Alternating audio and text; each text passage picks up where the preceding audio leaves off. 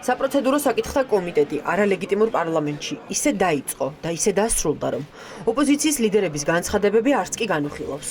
უკვე 2 თვეზე მეტია. ივანიშვილის დეპუტატები კანონს არღვევენ და ხელოვნურად აჭიანურებენ მანდატების გაუქმების საკითხს. ქართული ოცნება მძიმე პოლიტიკურ კრიზისშია. ვერც ერთი პარტიიდან, ვერც ერთი დეპუტატი არალეგიტიმურ პარლამენტში შესვლაზე ვერ დაიყოლია. ახლა მხოლოდ პროცედურული манипуляციის გზა დარჩა, რომ მანდატები არ გაუქმოს. ეს არის პირველი საპროცედურო საკითხი. Რამდენი ხანი მაგაზეთი? საფუძვლები ხო არის რა? სამსჯელო როგორ არ არის? ნებისმიერ საკითხზე სამსჯელო არის. ამ კონკრეტულ შემთხვევაში დღის წესრიგიდან გამომდინარე ბატონმა ირაკლი დაჩიბერაიამ დაიკავა საპარლამენტო საქმიანობასთან შეუთავსებელი საქმიანობა. ეს წარმოადგენს მისთვის უფლებამოსილების შეწყვეტის საკითხს და ამ საკითხთან დაკავშირებით მსჯელობ. ოპოზიციის უფლებამოსილების შეწყვეტის საკითხზე როდის იმსჯელებს პარლამენტი? მაშინ როდესაც ნახავს არ დაგასპოილერებ წინასწარ. როდის აპირებს და ნახავ, დაელოდე და და.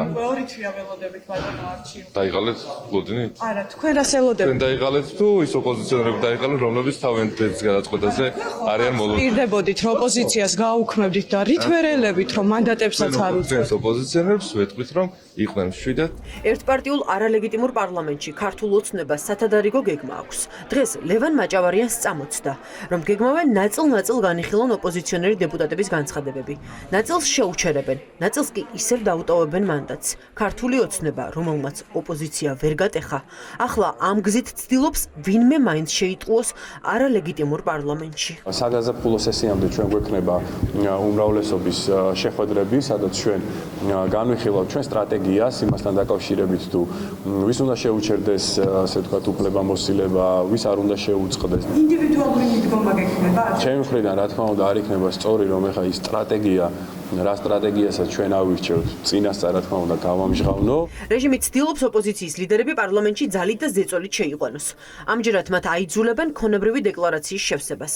ძლიერ საქართველოში ამბობენ, რომ დეკლარაციას შეავსებენ, რადგან არ დარჩეს ვინმეს განცდა, რომ ოპოზიციას რამე აქვს დასამალი, თუმცა პარლამენტში შესვლას არ აპირებენ. გვაქვს დაწერილი განცხადება ინდივიდუალური მიმართვის სახით არალეგიტიმური პარლამენტისთვის, რომ შეწყდეს მანდატების და ჩვენი უფლებამოსილება არალეგიტიმურ პარლამენტში.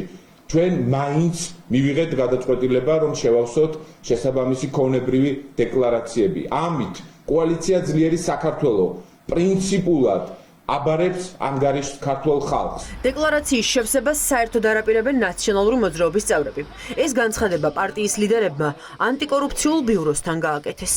ჩვენთვის უცნობი ნომრიდან მივიღეთ ზარი, თავი წარადგინეს როგორც ანტიკორუფციული ბიუროს თანამშრომელმა თუ თანამშრომლებმა და მითხრეს, რომ რაღაც დეკლარაცია მაქვს შესავსება.